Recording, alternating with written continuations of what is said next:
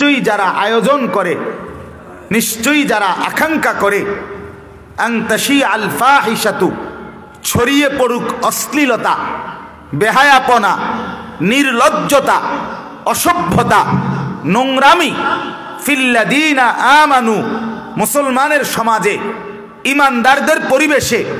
আল্লাহ বলে যারা চায় মুসলমানের সমাজ, পাড়া মহল্লায়, এলাকায়, জনপদে, মুসলিম জনবসতিতে বেহায়াপনা ছড়িয়ে পড়ুক, নগ্নতা ছড়িয়ে পড়ুক, অসভ্যতা ছড়িয়ে পড়ুক, গান বাদ্য, জিনা ব্যভিচার, নারীর নৃত্য, অসভ্য নোংরামি ছড়িয়ে যাক, আল্লাহ বলেন লাহুম আযাবুন আলীম, তাদের জন্য রয়েছে আমি আল্লাহর পক্ষ থেকে যন্ত্রণাদায়ক আযাব।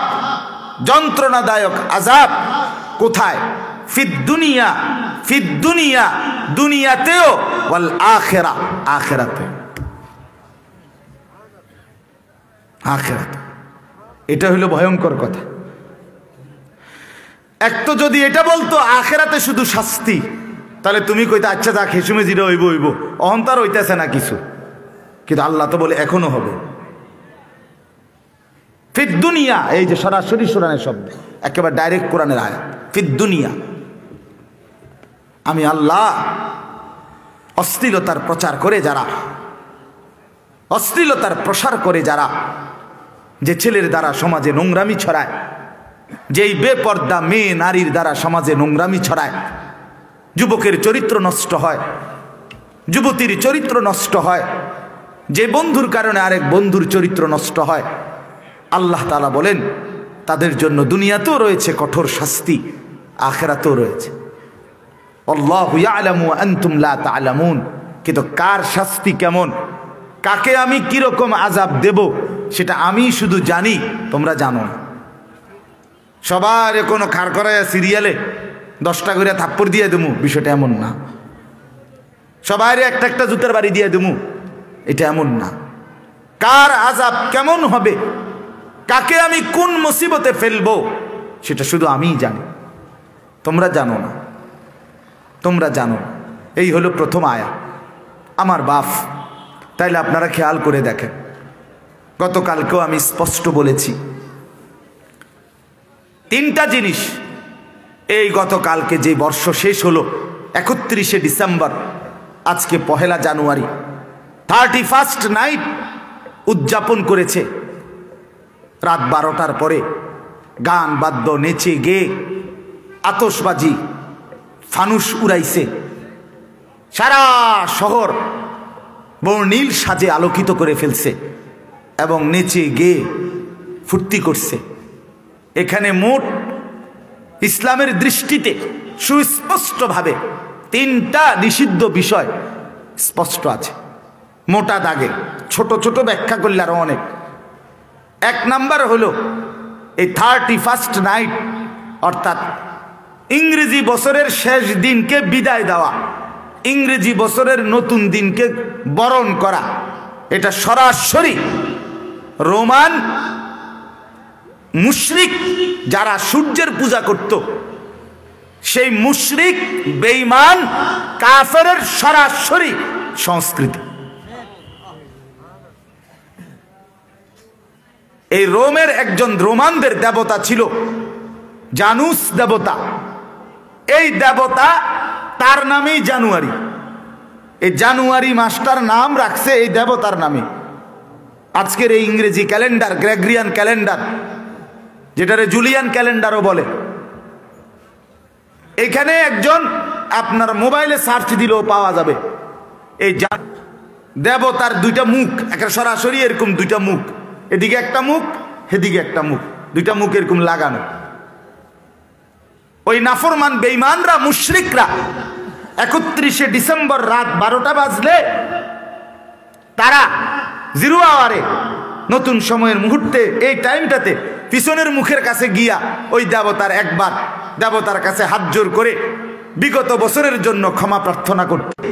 মুসলমানের ঘরে জন্ম নিছে এমন মুসলমানের বাচ্চা 31st নাইট উদযাপন করতে পারে না।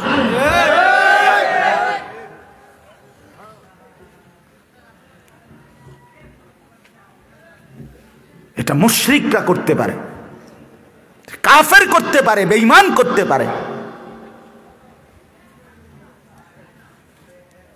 দুর্ভাগ্য আমাদের, দুর্ভাগ্য। অসংখ্য সুবিধাভোগী মিডিয়া এটাকে ফলাও করে প্রচার করে।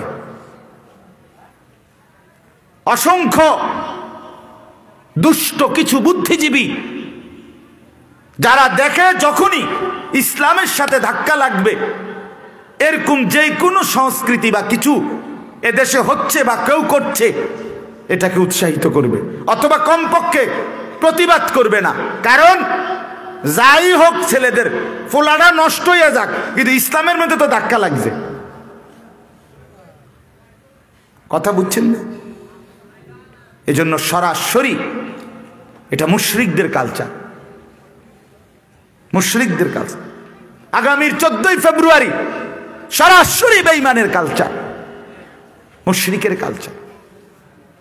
রক্তে যার ঈমান আছে, মায়ের পবিত্র দুধ যে খাইছে সেইটা করতে পারে না, কিন্তু ওই যে হারায় গেছে, জিন্দিগি হারায় গেছে, হেরে গেছে শয়তানের কাছে, হেরে গেছে বেঈমানের কাছে, হেরে গেছে মুশরিকের কাছে, এক সামান্য মোবাইলের কাছে হেরে গেছে, এক নর্তকীর কাছে হেরে গেছে। এই জন্য এই দুরবস্থা। তাইলে এক নাম্বার হলো অনুকরণ, অনুসরণ কাফেরের। আর কোরআন সুন্নাহর আলোকে কাফের মুশরিকদের অনুসরণ, অনুকরণ স্পষ্টভাবে হারাম, শিরক। নবীজি বারবার বলছে খালিফুল ইয়াহুদা ওয়াল মুশরিকিন, ইহুদি এবং মুশরিকদের বিরোধিতা করো, বিরোধিতা করো। এই যে যারা দাড়ি কাটে, তারা সরাসরি মুশরিকদের অনুসরণ করে, 100 যারা দাড়ি কাটে তারা সরাসরি মুশরিকদের অনুসরণ করে, সরাসরি। আপনি কাবা শরীফের ছাদে গিয়েও যদি দাঁড়ান, বলে না আমি হজে গিয়ে হুজুর কাবা শরীফের ছাদে গিয়ে দাঁড়াইছি, কাবা শরীফের ছাদে না, কাবা শরীফ আলগি দিয়ে আপনি বাইত লই আইয়েন। কিন্তু আপনি মনে রাখবেন, আপনার এই দাড়ি কাটা চেহারা মুশরিকদের অনুসরণ। হ্যাঁ,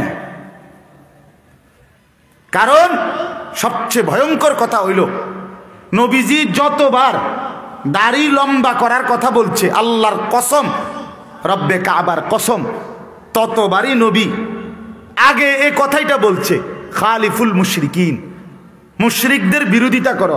এরপরে কইছে ওয়াফিরুল লোহা, দাড়ি লম্বা করো। মানে এই কথাটা নলে এমনি মিলে কইলো কা, কথা বুঝেন না? এটা এমনি মিলে কইলো কেন? আগে এটা বলে নিছে মুশরিকদের বিরোধিতা করো, দাড়ি লম্বা করো। এটা কইলো কেন? দাড়ি লম্বা করো এমনি না কইব, এটার লোকে আবার হেটা কইলো কা? আগে এটা বলে নিছে। মুশরিকদের অনুসরণ কোরআনুল কারীমের মধ্যে আছে যে তাদেরকে বন্ধু বানাবে, অনুসরণীয় বানাবে, ফাইন্নাহু মিনহুম, আল্লাহ বলছে সে তাদেরই অন্তর্ভুক্ত। আর এই হাদিস তো আপনারা শুনছেনই, মান তাশাব্বাহা বিকাউমিন ফাহুয়া মিনহুম, যে যাকে অনুসরণ করবে সে তারই অন্তর্ভুক্ত, রাসূল বলছে। আপনারা অনেকে শুনছেন, হাদিস স্পষ্ট আছে, নবী সাল্লাল্লাহু আলাইহি সাল্লামের এক সাহাবী একদিন আয়েশা নবীজিকে বলছে, মাতা সাআ, ইয়া রাসূলুল্লাহ, কিয়ামত কোন দিন? নবীজি বললেন, ওমা আদাত্তা লাহা, কিয়ামত যেদিনে হোক তোমার প্রস্তুতি কি সেটা কও। কথা বুঝেন নাই? তোমার প্রস্তুতি কদ্দুর সেটা কও। ওই সাহাবী বললেন, ইয়া রাসূলুল্লাহ সাল্লাল্লাহু আলাইহি ওয়াসাল্লাম, খুব নামাজ, খুব রোজা, খুব দান সদকা আমি দুর্বল মানুষ করতে পারি নাই, ফরজ ওয়াজিব তো পালন করি, কিন্তু খুব বেশি নফল নামাজ, খুব রোজা, দান সদকা করতে পারি না। কিন্তু একটা জিনিস ইয়া রাসূলুল্লাহ, 24 ঘন্টা আপনি রাসূলকে পছন্দ